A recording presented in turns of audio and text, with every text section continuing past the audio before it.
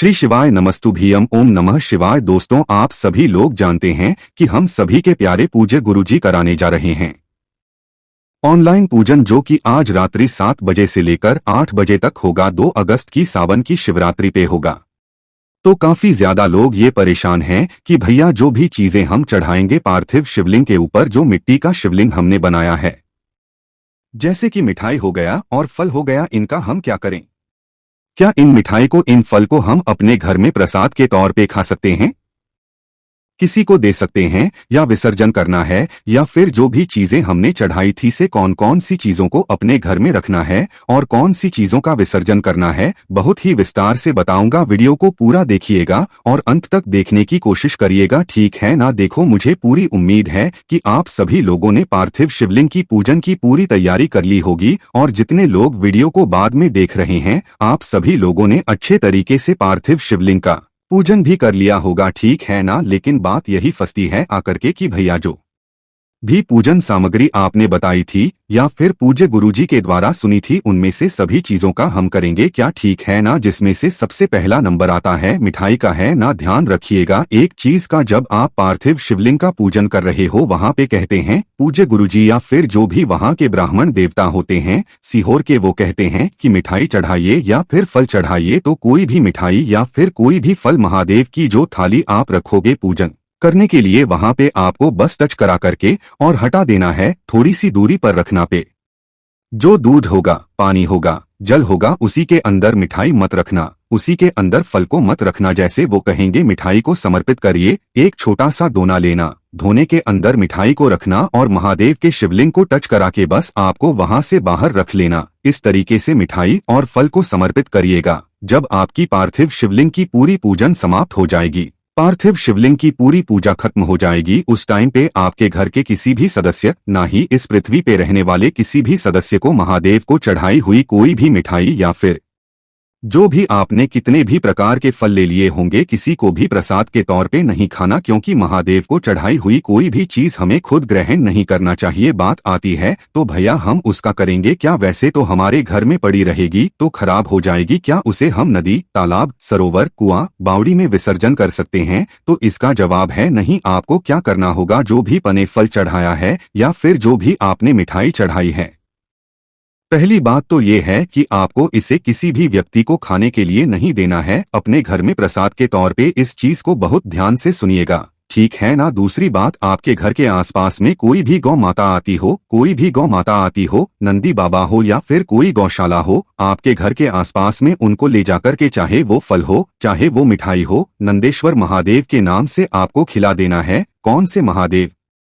नंदेश्वर के नाम से आपको जो फल चढ़ाया है, आपने जो मिठाई चढ़ाई है, उसे आपको खिला देना, ठीक है ना? खुद को नहीं खाना। बात ये आती है कि भैया हम लोग तो बहुत बड़े शहर में रहते हैं, हम लोग जो मिठाई है, जो फल चढ़ाएंगे या फिर जो भी खाने पीने वाली चीजें हम लोग समर्पित करेंगे, हमारे घर के आसपास में कोई गौशाला नहीं है, ना ही नंदी बाबा है, ना ही कोई गौ माता आती है। अब हम वहां पे क्या कर सकते हैं? उस कंडीशन में आपको जाना होगा महादेव के शिवलिंग के पास में। कहाँ पे जाओगे? महादेव के शिवलिंग के में जाना और वहां पर जाकर के आपको उस मिठाई को और उस फल को, जो वहां पर ब्राह्मण देवता होंगे महादेव के शिवलिंग के पास में, उनको अगर आप समर्पित कर देंगे, उनको अगर आप दे देते हैं, तो ब्राह्मण के खाए हुए जो महादेव के शिवलिंग के आसपास की पूजन करते हैं, सफाई करते हैं, उनको खाने से कोई दोष नहीं लगता, उनको आप दे सकते हो। मेरी बात समझ में आ रही है क्या? तो यहाँ पर आप लोगों को पहली डाउट तो दूर हो गई, जो कि मिठाई वाला था और फल वाला था, दूर करते हैं। पार्थिव शिवलिंग की पूजन करते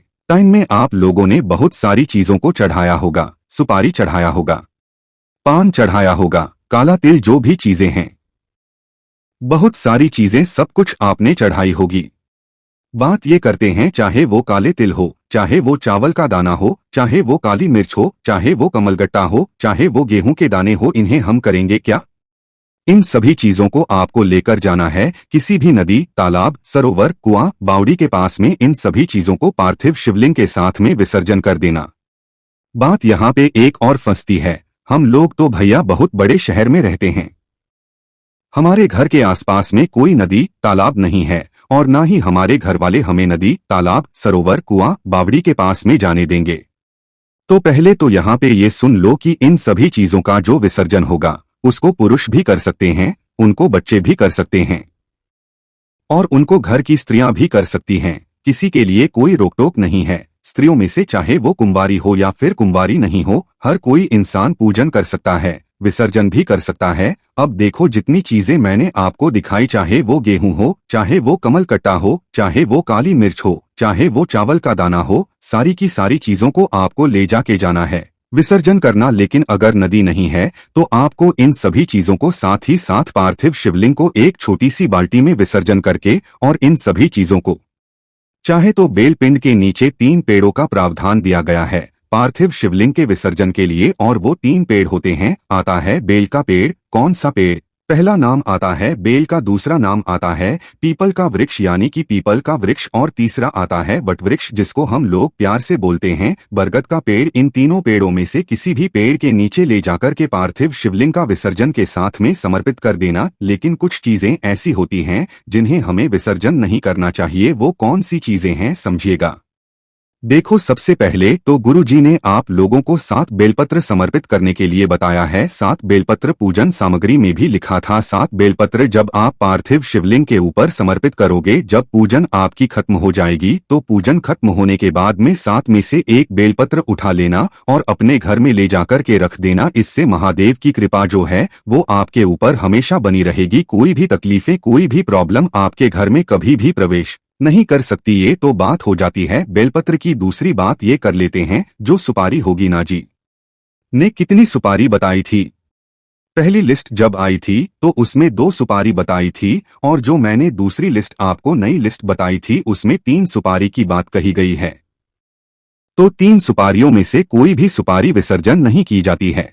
जो 2 सुपारी होगी उन 2 सुपारी को आप किसी भी वटवृक्ष के नीचे ले जाकर के रख देना, और जो 1 सुपारी होगी उस 1 सुपारी को आप अपने घर में जहाँ पे पूजन पाठ करते हो, जहाँ पे पूजा करते हो, उस स्थान पे आपको ले जाकर के चुपचाप रख देना है। ना समझ रहे हो मेरी बात को? तो यहाँ पे बात हो गई है सुपारी की। एक चीजें और आती है और वो है नारियल की बातें। देखो, नारियल ना गुरुजी ने किसी भी पूजन सामग्री में, चाहे वो पुरानी लिस्ट हो या फिर नई लिस्ट हो, उसमें नारियल की बातें नहीं बताई है। वो सिर्फ मैंने बताई है। क्या करिएगा, नारियल जब आपकी पूजन खत्म हो जाए ना, जब पार्थिव शिवलिंग का पूरा पूजन कर लो 8 बजे रात में, फिर इस नारियल के ऊपर आपके थाली में होगा मौली, जिसको हम लोग कलावा बोलते हैं, रक्षा सूत्र। उस सूत्र को अच्छे तरीके से स्मोली कलावा के ऊपर लपेट देना है, ठीक है ना। लपेटने के बाद में फिर इसको पूरे हाथ यानी कि जितने भी सदस्य आपके घर में रहते हो सभी के हाथों को इस नारियल पे स्पर्श करा देना, टच कराना। और इस नारियल को सुबह 10 बजे से पहले 3 तारीख को लेके जाएंगे और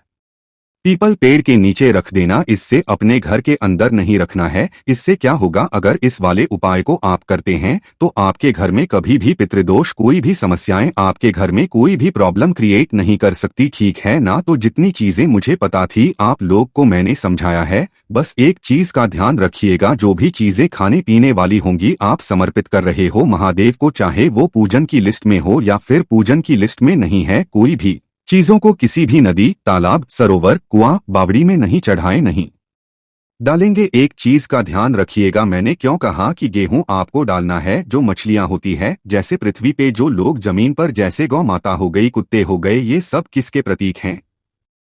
पितृ के, ठीक है ना। और जो नदियों में रहती है मछलियां, वो किसकी प्रतीक होती है?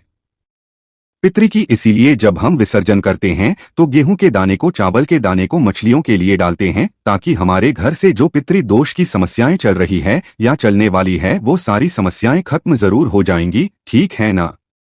तो कोशिश की मैंने समझाने की, बाकी इसके बाद भी अगर आपको कुछ समझ में नहीं आया, आप मुझसे कुछ पूछना है, नहीं समझ पा रहे हो तो नीचे कमेंट सेक्शन पूछ लीजिएगा। मैं अपनी तरफ से पूरी कोशिश करूंगा आप सभी को रिप्लाई करने में, और एक भी छोटी से छोटी गलतियां मत करना।